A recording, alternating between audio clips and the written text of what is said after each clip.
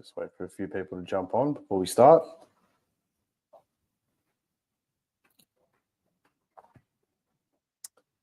Eloy, what's going on? Mark, what's happening? Chris, Bozza, you guys can all hear me?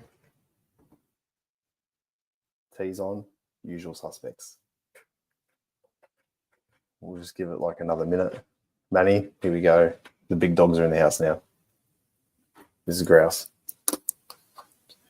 Got a few bits to get through. All right. We've hit the 10 mark already. Mike is perfect. Fantastic. Well, everybody, welcome to another episode of the Black and White United Show live here on my YouTube channel. I'm your host, Andreas. Thank you so much for tuning in. We've got a fair bit to get through today. First and foremost, just want to give a massive shout out to New Homes Victoria for sponsoring the live stream tonight. Thank you guys so much for getting on board. I really appreciate it. Jump on their Instagram page if you haven't already. Give them a follow and suss out everything that they do. We're going to talk a fair bit today about obviously the Collingwood and Brisbane sort of rivalry and stuff like that. It's probably something I really wanted to sort of touch base on. And also, you know, we've got Jamie Elliott's 200th game this Thursday. And also I wanted to talk a little bit about Ned Long and get some people's opinions on Ned Long as well. And then we'll go through the comments and stuff like that as we go. But guys, thank you so much for tuning in tonight. I've been looking forward to this all day. So first things first, pump in the chat some memorable moments. Obviously, we're going to say the grand final. Let's be real. But give me some memorable moments about Collingwood and Brisbane back in the day, recent times, past times. Could be against Fitzroy, could be against Brisbane Bears, or whatever you guys have got. However far back, I really want to speak about some of those memories. So for me, there's probably two in particular, which obviously I'm going to refrain from talking about the grand final as much as possible. We'll go to other games that we've had with them, and then we'll talk about obviously the granny. The first one that I wanted to talk about obviously was in 1999, the Vic Park game. I mean, the last game at Vic Park, I remember standing in the Sharon stand. So if you're watching it on TV, it was the stand, obviously, facing the TV. There was a red fire hydrant there, and I used to always stand there. My dad and his mates used to stand just a little bit behind. I remember that game so well, and I was probably, I think I was in like grade 5 or something like that.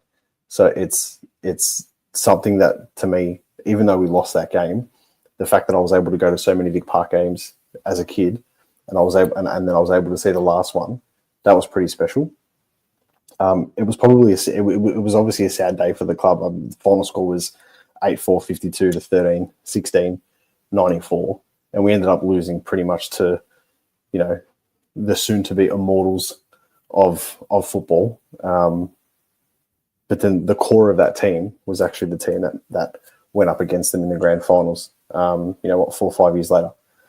So it's pretty surreal to think about. And I think the last person to kick a goal, I think it might have been Mark Orchard. Was it? I can't remember. I think he might have been the last Collingwood player to kick a goal at Vic Park. I think Fly kicked a few that day as well. He played that day. He kicked a few early ones as well. So that's another that's one Collingwood-Brisbane game that obviously comes to memory. There's been a few, obviously, that have been, some really bad times and stuff that they've given us, obviously the 02-03 grand finals and stuff. But there was one other game, and I wrote this down, and I just wanted to share. This is a game for me that stands out as being in my early teenage years. It was Collingwood and Brisbane at back then Colonial Stadium. It was round 8 in 2002. So many people remember it. Scott Cummings kicks the first goal for Collingwood. Then the centre bounce following that goal, Voss gets knocked out by Jonathan Brown with a straight elbow. And then he's getting up and he's wobbly and all that type of crap. And then pretty much we take the ball up, and then Anthony Rocker kicks another goal straight after that. That game was unbelievable. It was goal for goal pretty much the entire game. And then I think they got out to like a 20-point lead at one stage, something around there. And then I think in the first quarter, Fly kicked like 3 goals. So he had a really good playing record against us. Lepic killed us as well in that first half of that game, which was, I mean, you look back on it now, and I'll probably go back and watch a replay of that at some point this week, but that game in particular just really sticks out.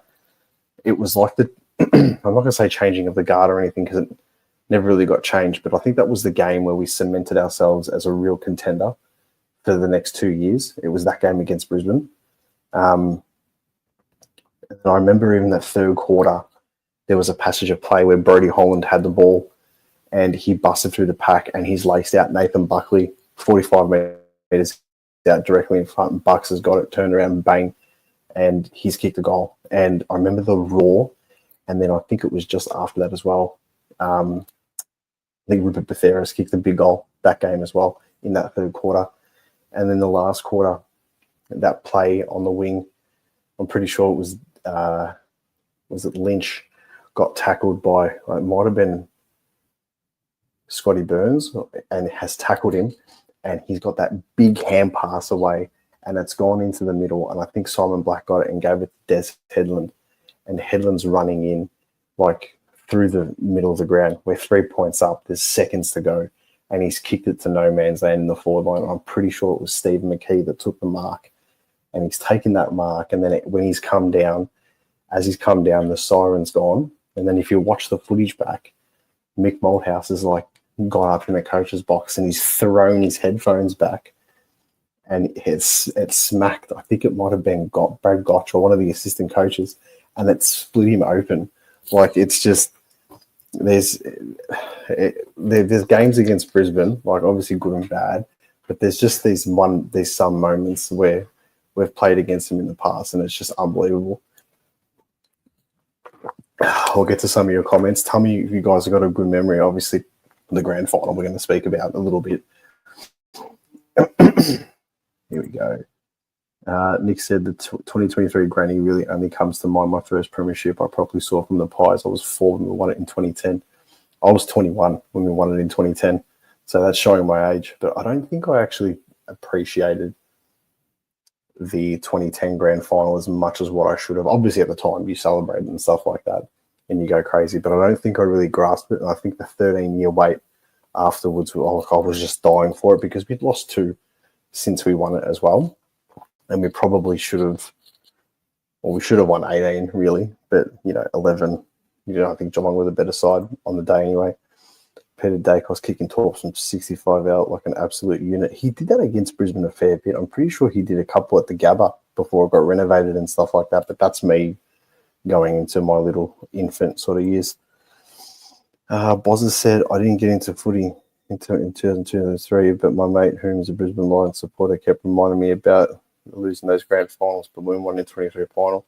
It was awesome to get revenge. I think for me personally, like, there was so much, and I think a lot of Collingwood supporters around my age in their mid to late 30s would know, it was like those 2 grand finals that we lost, and I wrote it down here to talk about now. Those 2 grand finals that we lost were 2002 was probably the one that we should have won if we were to win any of the 2. I mean, we were just a pub team, just a team of battlers who just like went our way, like as hard as we possibly could. And, we were, I'm not going to say lucky to make that grand final. That preliminary final against Adelaide at the MCG was amazing. I mean, Loney's run, kicking it to Rocker from 65 out, kicking it, MCG goes nuts. I mean, this is stuff that, this is footy folklore for a Collingwood supporter.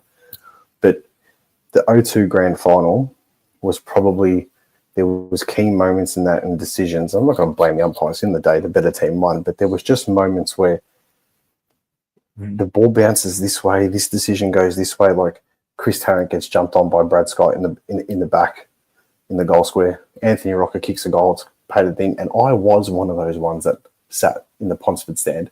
It was second row from the front. I was in level with the behind post. My ticket got drawn in the ballot because I was only a silver member back then, but I was lucky enough to get a ticket with me and one of my mates.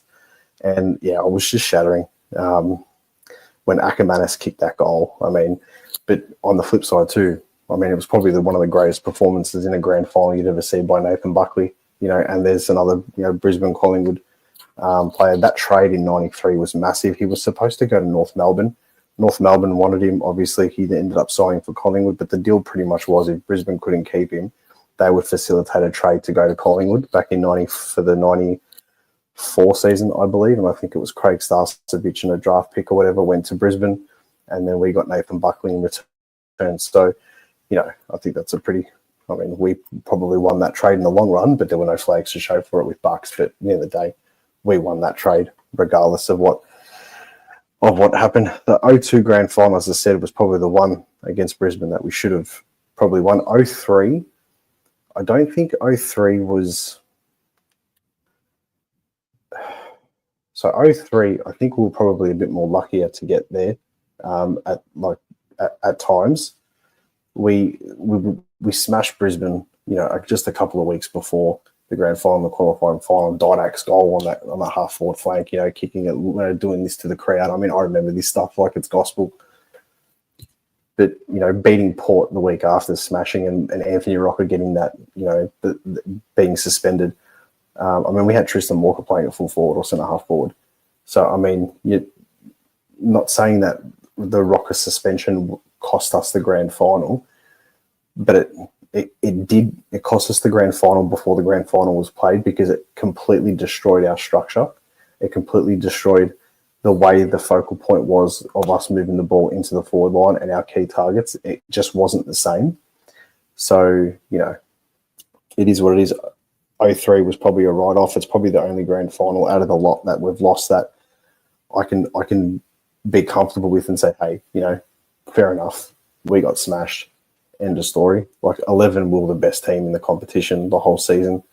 We only lose to Geelong home, Geelong away, Geelong grand final. 2018, I mean, that we could have pinched.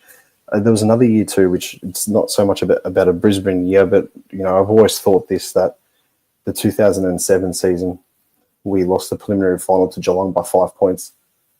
That's probably the season I reckon that we were very unlucky not to pinch a premiership. We probably didn't deserve it, but we were very unlucky that year. We could have pinched it because if we had beaten Geelong in that preliminary final, we then go and smash Port. I mean, they smashed Port by 119 points. We would have beaten them by at least 50, I would have thought. So, and the funny thing is, it's the same core of the team that was there in 02, 03, like the core players.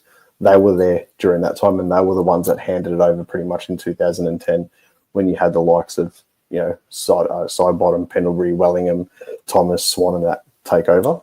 So anyway, going a bit off topic, but there was probably just some memories that I wanted to share of the sort of the whole Brisbane thing. And then obviously the grand final. I mean, I've spoken about the grand final so many times in videos and stuff like that, but I think going back to what Bozza said before, that comment about revenge and stuff, that was probably the moment of my childhood to my teenage years to adulthood where it was it was the revenge, but it was the letting go. I let go of the torment of those grand finals. We got justification from it now. It's okay, we lost them, but we got this one back. We pinched it. I don't know if people feel the same sort of way and stuff like that about it, but yeah, it was the 23 grand final. I think it was fitting that we beat Brisbane in that grand final too. And then, to be fair, I mean, they're an amazing side, and we're going to talk about that in a minute. They ended up winning it, obviously, the year after, last year, and deservedly so. But I think it was just fitting that we got that flag against them. I'd love to have a flag against Geelong. I'd love to have a flag against probably another interstate team like a West Coast or something like that again. Just to sort of finish it off and sort of thing. But, it's not always going to pan out that way, but it is what it is. But the good part about it is, and moving into obviously this week's games and stuff like that and where we are now, we're playing against the Brisbane side that hasn't beaten us since that round 22 game at Marvel Stadium in 2023. They haven't beaten us since the end of 23. So we've beaten them in the grand final in 23 and twice last year, the Easter Thursday game, and then obviously that second last game of the year at the G. So we kind of are, and I said this in my video, in my preview, we sort of are the bogey team to them now, like Hawthorn is to us in a way. I feel like we are that bogey team that can, if there is a side that can beat Brisbane in Brisbane right now, the way that we're playing, I think it's us. I think just pound for pound, we match up really, really, really well against them, which is something that not many teams do have. So we'll get to the Jamie Elliott part in a second, but for now I'll just go to some of the comments. So let's see where we get up to here. So Timo said probably Easter Thursday 2019 we won by 60 points. Was that the game that Dane Beams returned? I think that was the game Dane Beams returned for thing. Mark, mate, you have an amazing memory. It's unreal. It's bad. I know. It's ridiculous how much I consume all this stuff. Like I can even tell you the design of the jumpers, the outline color, the sponsors, the way they were put on the top. It's just weird.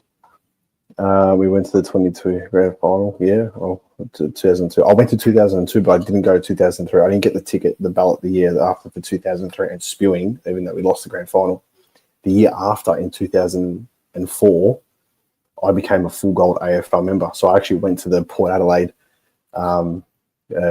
win against Brisbane the year after, which was nice. That was actually nice because they smashed us and it was good to see them lose. We got them at the wrong time. Port got them when they were on the way down. Yeah. But it's funny because we went right down. We lost the first 3 or 4 games in 2004. I think we got our first win at Marvel or Colonial Stadium back then. I think it might have been against Adelaide in 2004. We got our first win. And that was after, don't forget, we lost the 02 grand final. Then we lost the 2003 Wizard Cup grand final. Wayne Carey was playing for Adelaide that day. And then they smashed us by 50 points. And that's back when the preseason cup was a big thing. The preseason, the Wizard Cup or the NAB Cup or the Answer Cup, that was something really big to play for. Now they've just got the community series, which is just trying not to get injured. We went to the 02 grand final. All I remember was Nigel Lapper and Ackermanis tearing it up. Buckley said it was a champion team versus a team of champions. It was an amazing game. Probably, you look at all the grand finals that Collingwood's been in and all the amazing ones, and most of the time we've been on the losing side of it, which is a bit of a shame. But the 2023 grand final, the difference is that wasn't a grand final that Collingwood usually wins. The last 2 grand finals before that we won in October because there was draws in the whole final series. We drew to West Coast in 1990 and we drew to St Kilda in 2010. So this grand final was a September grand final at the MCG against a side that has beaten us twice in the last 2 grand finals we've played against them. So it wasn't a Collingwood type of day. It wasn't made out to be scripted for a Collingwood win. But as the day went on, I felt like the day went on in 23 and in the way that, even the directions that we were kicking for goal, it was the same as the grand final replay. Even the way the sun was setting when, this is how weird I am, even the way the sun was setting on the goals when Sidebottom kicked that big goal was the same as when Haritia Lumumba and Sidebottom and Chris Dawes kicked their goals in the grand final against St Kilda at the end to seal it. The way the sun was setting, just a hot day. One was in October, the one was in September. So it was just all these little things sort of played out exactly the same way. Chris, Nathan Buckley, 2002 grand final, putting the Norm Smith medal in his pocket. I like that. Who wants to wear it when you lose? I remember when they called his name out, and me and my mate Daniel, and there was a couple of other guys behind us that we met on the day, and we cheered like we'd won the grand final when Bucks won the Norm Smith, because it was I think for me as a kid or as a teenager, I saw a Collingwood player on the grand final on the stand getting a medal, and I was like, yeah, And then like when he went down, I was just like the heartbreak sort of kick in after that. I don't know. It's just weird things like when you're younger and stuff. The week before the granny in 2002 Rockers 75-metre tour. It was against Adelaide, and it was a 70-metre drop punt, which makes it even better. Well, Ryan Looney got the ball from the half-back line, and then Stephen Silvani was commentating with Peter Dacos on Channel 10 with Anthony Hudson as well. And they said when Looney got the ball, this is a guy that you want with the ball. He takes a bounce and he kicks it. Rocker marks it. If he kicks this, it'll bring the house down. And then he kicked it. Oh, times, man. That's why I wish like if we had won the grand final. It's like in 2018 when we beat Richmond in the prelim. Like you got these amazing preliminary finals, but it's just like we just need to take that next step. You know, the week after, which will make the prelim even better, which makes the GWS prelim amazing as well. I could talk about this for hours, but we have to keep going because I'm already almost half an hour in. Jamie Elliott. So Jamie Elliott is playing his 200th game. Now, this is 14 seasons that he's been part of the club. He's had back injuries, he's had hamstring injuries, he's had a broken leg in 2021, he did it against Carlton. If you look at all these major injuries he's had, I think it was like 15 or 16, I can't remember. He had like an amazing season, and then the next year he didn't even play. He got injured in the preseason, got himself ready, bang, did his back or his hammy or something like that, and he was out the whole time. If he had more consistency, and this is something that I urge all Collingwood supporters and football supporters in general to think about, if he had played most of those seasons, he'd be at around about 300 games now for Collingwood. Now, he's a premiership player. He's a life member. He's won, I think he's finished in the top 10 in the Copeland Trophy a few times. He's just been just such a contributor to the fabric of this football club. And if he had more luck with his injuries right now, he'd be up there with the Pendlebury and the Sidebottom in that conversation as Collingwood greats. Now, he didn't play in the 2018 grand final because he was injured. And I think that if he was playing in 2018, there could have been a massive change in the result of that game because he kicks a couple of goals in that game, especially at the start when we're on fire. Him and Degoe would have tore it up. Now, if you turn around and say that we won that grand final, and he already had a premiership medal plus 23, and he had more consistency, he is in the conversation as one of the best footballers Collingwood's ever had. He'd be up there in my top 15, 20 at the moment. But 14 seasons, 200 games is just like, that's just bad luck, you know? So he deserves every bit of success if there's any more to come with him in the team.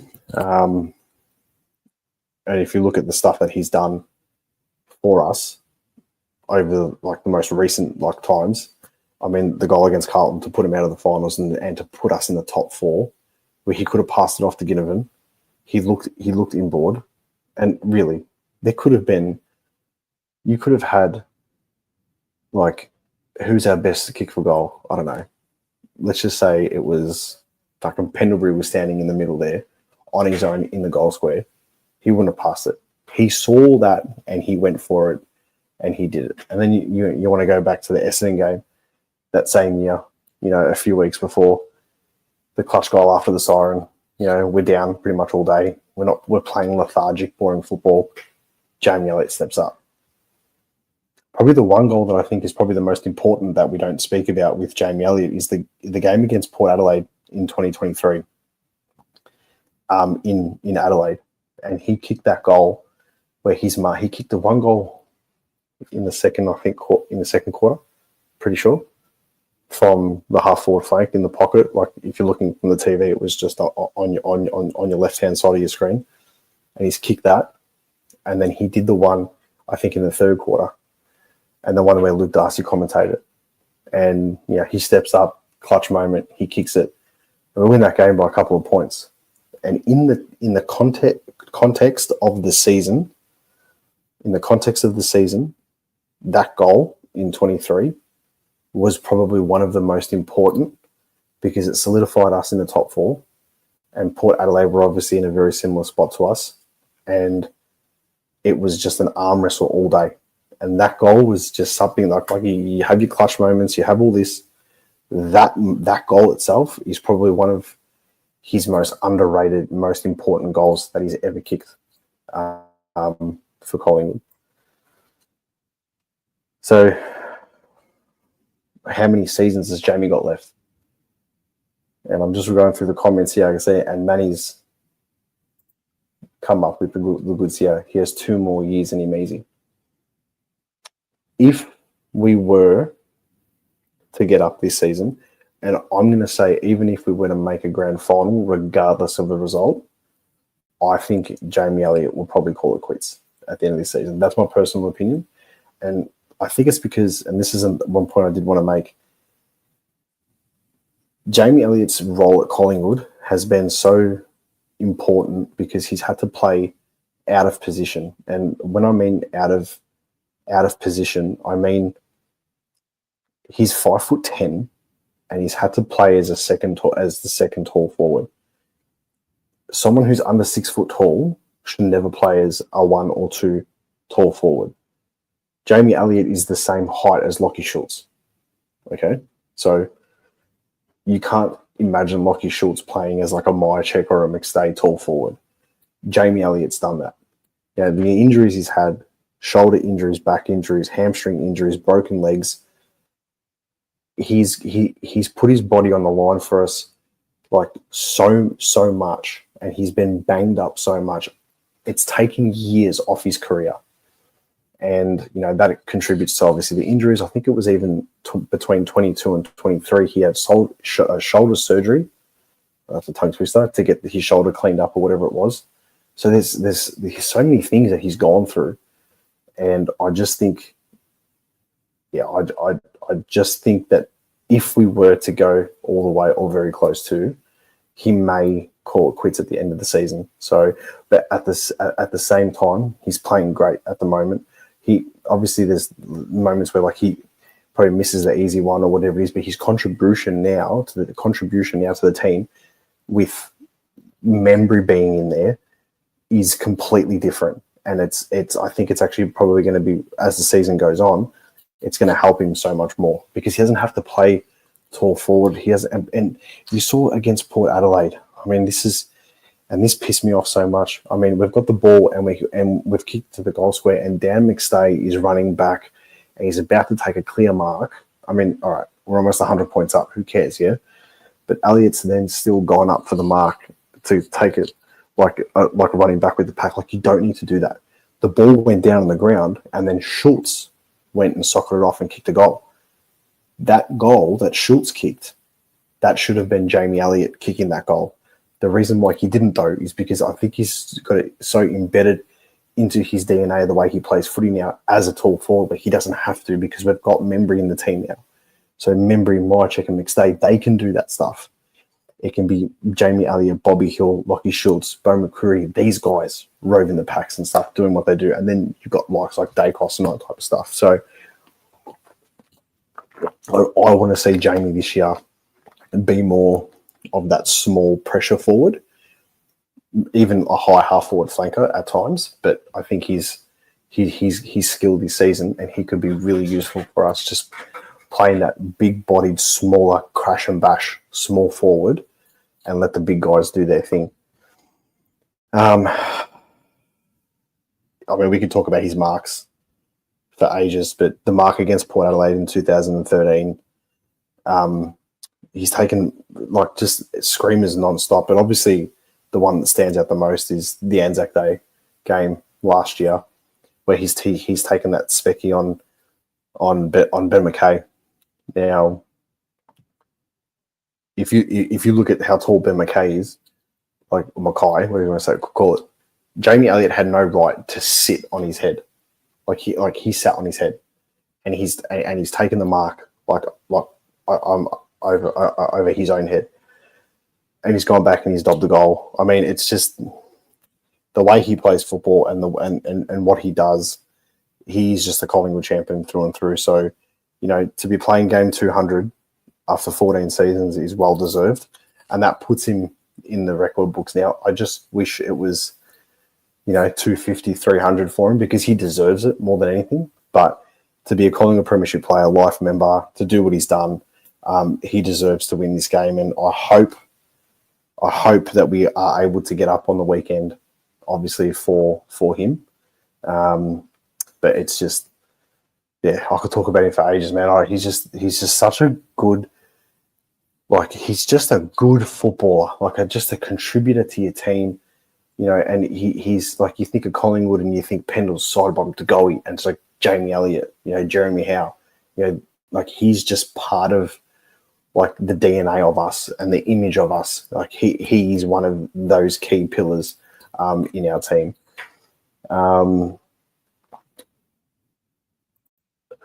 Just get some comments. Jamie applies so much pressure in the forward line. It's invaluable. And it's better now because of the fact that he doesn't have to play that tall, because we've got a third tall in Membry now, which is good. Icebreaker, love your work. Andreas, got a question for you about your game on Friday. Who would you give your BOG to? I know the obvious answer is Dacos, but it's side bottom for me. Well, going back to last week's game, which we'll talk about last week's game for a bit before I give you my predictions for this game, which were in my video I posted yesterday. But side bottom was probably our best player realistically. Nick Dacos, I actually didn't think he had one of his unbelievable games, but the stuff that he did in that game, only Nick Dacos could do. You know what I mean? So I wish we saw more of him. I thought Bo McCreary's game was good, not best on ground. I'll just go through a few plays, but I thought Bo McCreary's game was good. He only got the 9 disposals, but the fact he kicked 2 goals, and I said it last week on my live, I want to see Bo McCreary turn into from a 9-10 disposal player to a 15-20 disposal player, and then kick the 2 goals. So he got 9 disposals and he kicked the 2 goals, which is good. When he's got the ball, he's deadly with it. When he doesn't have the ball, the pressure he applies around the ground, we need that. It's so important to the key of our game plan and the way that we play the wings, and we bring the ball up forward nice and quick through those transitions. I just want him to get the ball more, because when he's got the ball more, it means that, it means both Dacoses are free. It means the goal is free. It means someone like Ned Long is free. And that's the player that I want to talk about in a second. But I thought, all in all, you can't go past side bottom. I think side bottom was probably our best. Sullivan had a good game, which was good to see. Elliott had a good game as well. I want to see Jack Crisp go up. He's doing Jack Crisp things. Jack Crisp is Jack Crisp. But I want to see just a little bit more from him. I mean, I can say I want everyone to lift and, or whatever, and everybody contributes the best they possibly can. But, most of these guys have played in the Premiership, so the standard's obviously a lot higher now than what it would be for them being like a Carlton or a St Kilda or an Essendon supporter or someone like that. The other one that I thought was probably close to BOG for us and what he was doing was Darcy Cameron. I mean, you can't go past him every week. It's just the same consistency. And I said it last week. I'll say it again this week. I'll say it until everyone's ears bleed. I'll probably do a video of it in the next couple of weeks if he just keeps on performing well.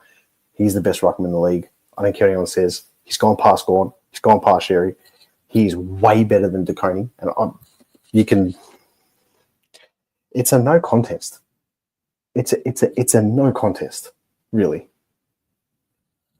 Anyway, this game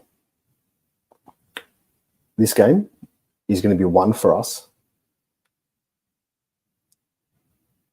It's just a midfield battle. It's got nothing to do with the forwards. It's got nothing to do with the defenders. I mean, that Hipwood had his big game last week, which is great. They haven't got Joe Danaher, who always punishes us. So how are they going to sort that out? Billy Frampton's playing okay down back, so that's a good sign. I just think with the Ashcroft boys and the Dacos boys, it's going to be brother versus brother, tag team, not punch on, but as in it's going to be just on for young and old between those 4 players. I think Pendlebury and Sidebottom become very, very important in this game.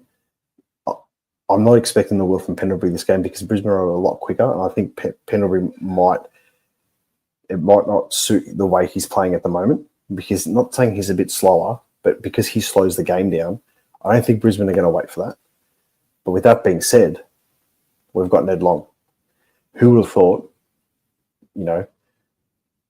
if this was the start of the season when he's playing sub or being dropped, that you'd go into a game and you'd be like, don't care. We've got Ned Long in the middle. I don't care if Lachie Neale's playing in the middle. We've got Ned Long. He's bigger. He'll crash and bash him more. He's lightning quick. So is Lachie Neale. And I'm not saying that Ned Long's as good as Lachie Neale, but at the moment, in form, Ned Long is one of our most important players structurally. And that game against Sydney showed it perfectly. My predictions for this one, I'll get to it now. My predictions for this one, I said it in my video, I'm 50-50 with this one. Last week in my live, I said our next 4 block of games between, obviously, Sydney, Brisbane, Essendon and Geelong, if we go all 4 from 4 in those block of games, fantastic. We've just set our season up because we've got a really winnable run in the middle of the season. So, and you might drop one of those ones in the middle of the season, but you just want to bank the wins now and get yourself cemented in there. If we were to go 3-1, I'll be happy to. That's a pass mark. Anything under 3-1 is a fail, in my opinion, in these 4 block of games. I was a little bit hesitant against Sydney because obviously De Goey was out, Houston's out, which that kills me for this game too, and Schultz was out. Now, my heart is saying Collingwood by 15 points, but my head and my gut are saying Brisbane by 15 points, probably just because of the home ground advantage. And I don't think they'll beat us in the speed department. I just think that they play that game, that they play that narrow corridor football at the Gabba really well, like just break speed. That's the point I was thinking about before I was doing this live that I wanted to mention about Brisbane. They've got players obviously like your Lachie Neales, your Ashcrofts, your Zach Baileys. These guys can get the ball, and just the burst of speed that they've got. And we're very similar with that. Dacos can do it. De Goey can do it. Even players like Lockie Sullivan can do it. Ned Long can do it. I just think the narrow corridor of this ground might suit them a little bit more than us because we tend to like to play the wings more. Now, I'm going to tip us by 15 points, 100%. But the other part is our goal kicking is annoying me very much so. And I'm trying not to swear and go nuts here. Even though it was a lot better against Sydney, we've just, when you've got those opportunities in front of goal, even if you're on a slight angle, you need to put them away. Like Jamie Elliott needs to put them away. Bobby Hill needs to put them away. And which Bobby are you going to get? Like the game against Sydney last week, at the start of the game and at the end of the game, we got Indigenous All-Stars 2023 Bobby Hill. There was a patch in the middle. We didn't get Bobby Hill at all. It's these moments here that we have to try and play as much as we can for 4 quarters and take our opportunities when we're in front of goal. If they're bringing it forward and our halfbacks have pushed it out and we've stopped them from a certain goal and it's on the turnover and they're all push forward and we've got them caught out the back, we need to make them pay for that. We can't have the Dan McStay doesn't know whether to pass it to Jamie Elliott or not and kicks it in the goal square and misses. You can't have any of that against Brisbane because they will put you away. I mean, let's just take our Collingwood hats off for a second and understand that this is going to be our toughest challenge. GWS 100% is, if not an even tougher challenge, and we got spanked by them. But this game now is really going to see, hang on a second, look at Collingwood. You've just proved this is where you're at. You had a game against Port Adelaide, you smashed them. You had a tough, so you lost to GWS. You redeemed yourself against Port Adelaide and you smashed them. And look what they've just done to Hawthorn, right? You've had a really hard grind against an undermanned Bulldogs, which you were lucky to win. So where does that balance you out? The most boringest game of football, apart from the first 15 minutes of the third quarter against Carlton, and we put them away. And then we've come out and we've put on a proper full quarter display against Sydney. So are we that team that played against Sydney? Are we that good? Are we there? Or are we going to get found out against Brisbane? I don't think we're going to get smashed. I don't think this is going to be a game where we're going to walk away like we did a couple of years ago there when it's like, 30, 40 point dropping. No way. We're better than that. We are so much better than that. We're more experienced. We're not old. We're experienced, and we know how to manage those moments. I just feel that if this game was played at the MCG or at Marvel, even at Marvel this week, we'll win. But on the flip side to that, we're a good travelling side. So Pies by 15 points. That's my ramble on for that. We'll get to some of the comments here. Well, it was. I will start from here because I like this point here.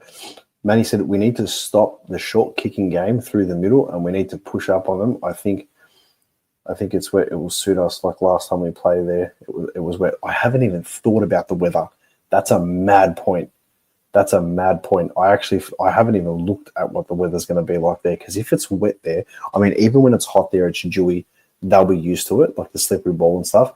But if it's wet and it's like a real slogfest and we can stop their run and sort of do what Carlton did to us and drew us into their shit style of play, that might work in our advantage, and then we can just get them on the break. You know what I mean? I think so. I think Bo's game is being affected by Schultz. He seems to be up high between the centre and the 50 line, getting the ball where Bo usually does. Look what happened on Friday night, and he had his best game. And he only got 9 disposals. So if we had, like, De Goey's back too. I know Boz has said that before. The Pies posted say De Goey's back now. So, yeah. It's one of those things like, do you want De Goey to come back? It's only a 1-week injury, okay? So if you rush De Goey back, this guy's made of glass, yeah? He can tear a game up himself and win it off his own foot. But I don't know if there's a world where De Goey has a 1-week injury. I think if it's a 1-week injury, it's a 2 or 3 week injury for De Goey. And I'm just very, very hesitant on bringing him back. I know they probably always thought he probably could have played last week or whatever. Fly made a really good point at the start of the season with De Goey, where he could have played against Port Adelaide, but they chose to bring him out for the Bulldogs game. Is he fit to play, or is he fit to perform? Now, if De Goey's fit to play this game, I wouldn't have picked him. Bring him back, give him another week, and bring him back for Anzac Day, because that's the game that's the one where, all right, we're going to get through Easter, but in our minds, that's the one that we're going to win. That's the one that no matter what happens, we need to put them to the sword. And you need your best team. I'd hate it if De Goey has a great game against Brisbane, we win, and the last 5 minutes of the game, he pulls up sore again. It's like, is it even worth the 4 points? Maybe in the long run at the end of the season, but I'm very hesitant with the De Goey factor. Schultz and Houston out I would have preferred either one of Schultz or Houston in for this game over De Goey, because like Brisbane's forward line is lightning quick, and having a player like Dan Houston there could save us tenfold.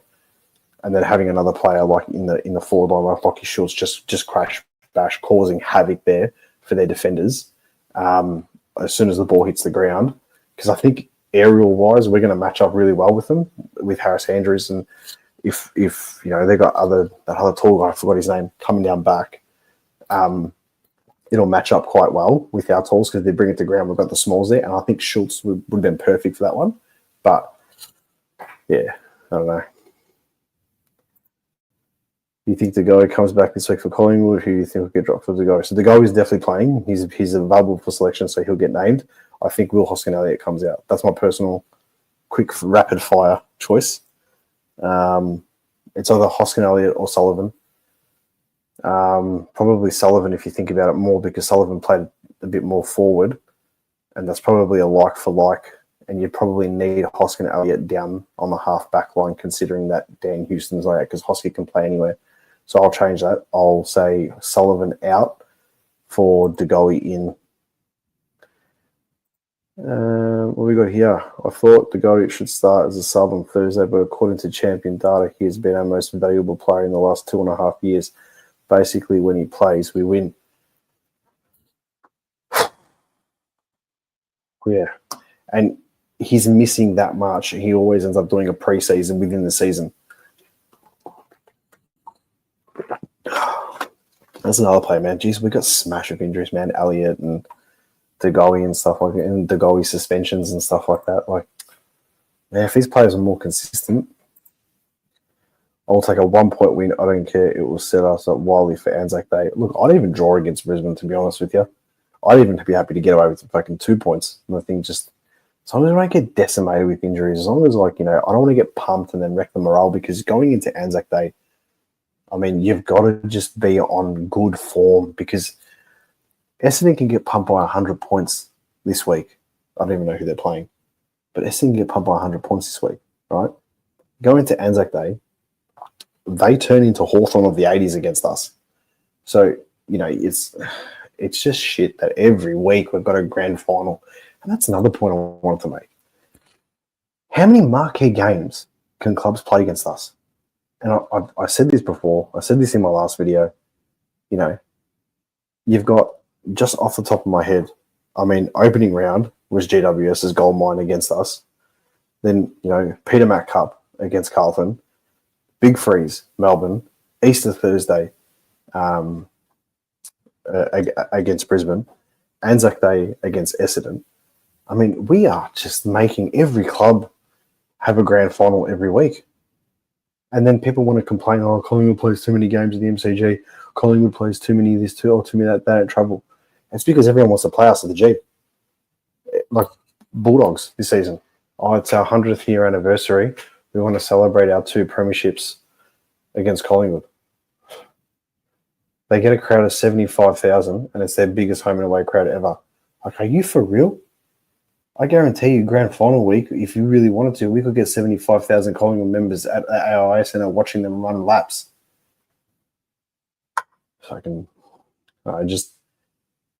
Small club mentality, mate. Pisses me off. We need to block the corridor. If we don't, they'll give it to us. Yeah, that's what I said before with Brisbane, man. It's just that burst of speed they've got through the middle. It's elite. And even though they cause so much pain, Vic Park loss, 2 grand final losses. I mean, countless Easter Thursday losses. We've had some good moments against them as well. We've had some really good wins against them, and that's the grand final excluded, you know. Obviously, then you put the grand final on, it's fitting. But I think, like, they're probably the only team in the competition that I genuinely respect and I genuinely like watching them play. And it's just because I think they're very similar to us. I think they're very similar to Collingwood. And if it wasn't us that won the grand final in 24, I'm wrapped it was Brisbane, you know, because, like, we beat them the year before. We didn't make it. They've been like a gun side. We've knocked them off twice. That makes us look even better. But personal preference was, if Brisbane were there, let them win it. Just not against us. So I respect them a lot. Peter G, Pies by 27 for me. I think 27, fuck, that'd be nice. I think the defensive game is so strong at the moment, and the Lions are ranked 11th from scoring from forward 50 entries. Plus, our high-pressure game can stop their uncontested game style. I think our high-pressure game will do.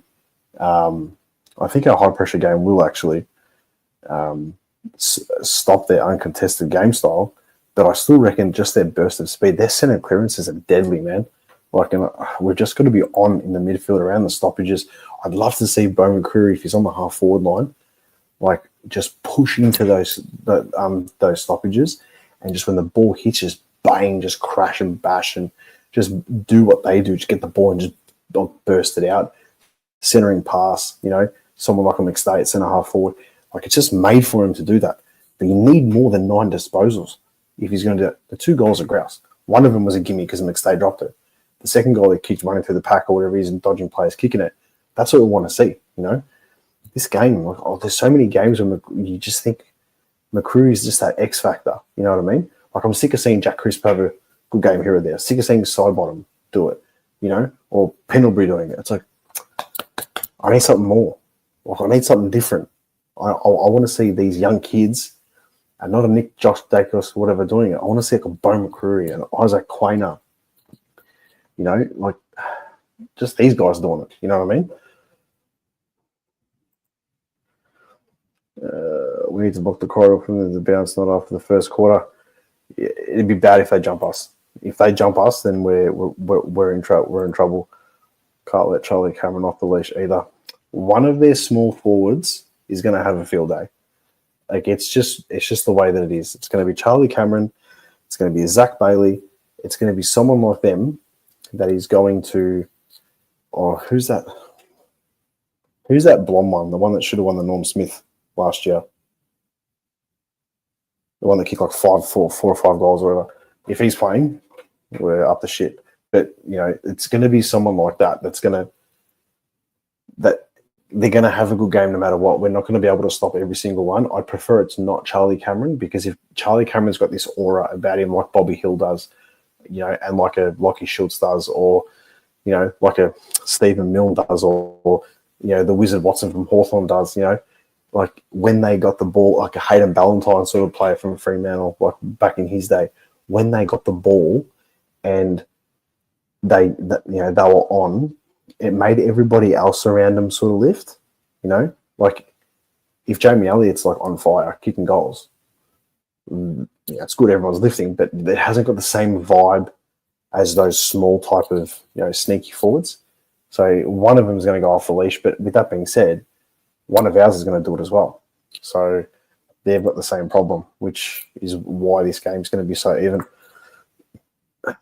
Perryman was excellent off the halfback.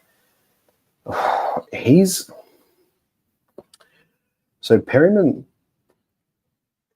was unbelievable, and he did things in this game against Sydney that he did against us in that 23 prelim final. Now, if you go back and watch the replay of the 23 prelim final, if you're bored one day and, you know, we've lost or you want to see us win a game or whatever, go back and watch the replay and you're going to see how many times Harry Perryman took an intercept mark down back, or how many times he got the hand pass out of a pack, how many times he got the ball bursted through on the wing and cut it back in the middle and laced out Hogan or Toby Green. That's what he was doing for us against Sydney. He was playing a quarterback role, so he got the ball from the pack, hand passed it out. He was running, getting the hand pass off the other defenders and kicking it forward. And when we're in forward and we're pushing up, he had chances to score goals. And I don't know if he kicked one or he missed one, but he should have hit the scoreboard more against Sydney. But the little things that he does that goes unnoticed, go noticed, if that makes sense. Like, you notice like these things, like Perryman did that. You know, oh, look, Perryman's done this. Look at that intercept mark. Look at that tackle. Like, we've been screaming for that for such a long time. And on top of that too, the bloke can run. Before Ned Long was coming in the side, Perryman was running half the time next to Nick Dacos. Now Ned Long's coming in and Ned Long's doing that sort of those 1-2s with him. So, and on that too, I think it's safe to say that Ned Long's probably replaced Tom Mitchell in our team. Even if Mitchell gets himself 100% fit, he's going to have to go through the 2s. I don't think he can go straight back into the 1s. And that's my bold call for the night, that I don't see Tom Mitchell breaking back into the Collingwood side, unfortunately. But, I mean, he might. Let's be real. He's a gun. But I just think maybe he might not with the way that we're playing at the moment. Peter G, you got the good calls tonight, mate. I basically think right now at this stage of the season we are better performing side than Brisbane. I really think we should be winning this game. I think so too, but I just the home factor and the way they play the Gabba at the moment, that's what I'm concerned about. So I'm playing it ultra conservative. I'm still tipping the Pies by 15, but I wouldn't be surprised if it went the other way. if it did, and we ended up then beating Essendon and beating Geelong, because I think we're way better than Geelong, that's 3-1 in that 4-game block. If you had told me that before the Carlton game or before the Bulldogs game, I'd have been like, yep, sweet as.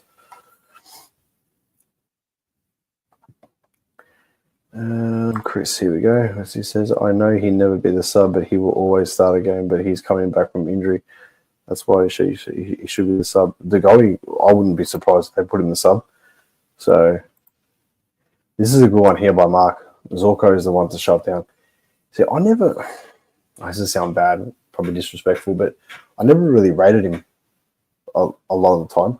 I thought he was a ball magnet, but he didn't have that killer instinct sort of thing. But sort of like the last couple of years, as Brisbane's been pushing, prelim finals, grand finals, premiership, he's just gone next level, So, yeah, we probably do need to shut him down. But then, do you put a tag? If you're going to put a tagger on someone, they're going to tag Nick Dacos, 100%. Do you put a tagger on Lachie Neale, or do you put a tag on Dane Zorko? In my opinion, don't put a tag on any of them. Just play man on man next to your opponent. Let them focus on Dacos, and then you've got players like Ned Long, who then they're not really going to know how to play up against him. Just run amok. So this is a big one. Do you think Ed Allen gets dropped this week for Collingwood? I don't think so. I don't know. I think if there's only one change, I think it might be Sullivan for DeGoey, and then either DeGoey or Ed Allen potentially as a sub. I think Ed Allen could be useful against Brisbane. The problem is, if you drop someone like Ed Allen again, right, it's not sending a good message. And then that automatically makes him like trade bait for like other clubs to hang on a second. This is a guy that, everyone rates well. He's not fitting into your team at the moment. He probably wants more opportunity. And I don't think that we should be in the position to lose someone like an Ed Allen at the moment, because, when your Pendlebury side bottoms, Mitchells, even Jamie Elliott, Will Hoskin Elliott, when these players go, these are the type of guys that you're going to need to take the next step. That's the changeover. So you can't keep on, can't keep on dropping them. You rather just drop them and don't play them and say, listen, you're in the side, like you're part of the future, but not right this very second. Just hold on.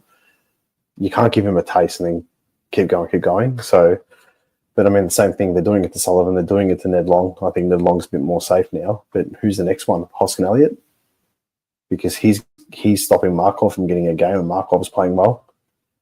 Does Mason Cox fit in the team soon? Or is it just waiting for an injury and then Mason Cox only plays when it's a like for like? You know what I mean? Lohman, DeMello, you got it. Lohman is injured. Lohman isn't playing, thank God. So Charlie Cameron's the one to stop then. You guys all right. What other ones we got here? There's a couple of good ones, I don't think. This is the comment. Frampton has Hipwood covered. I hope so. Because, how good was Frampton's marking? How good was Frampton's, contested play? He's punching, his intercept work against Sydney. It's the first half against Carlton, how many times he turned it over, was dropping easy marks and stuff. I'm thinking, oh, my God, we need another key defender so bad. Second half, he becomes front runner of the century and decides to play good because we're playing good. And then I was like, okay, well, that's okay because, he's Charlie Cameron's done nothing. You know what I mean? And then against Sydney, I think the fact that Joel Amati went off sort of helped the whole play, so to speak.